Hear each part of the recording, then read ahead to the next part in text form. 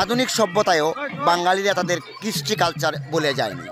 আজ চৈত্র সংক্রান্তি অর্থাৎ চৈত্র মাসের শেষ দিন।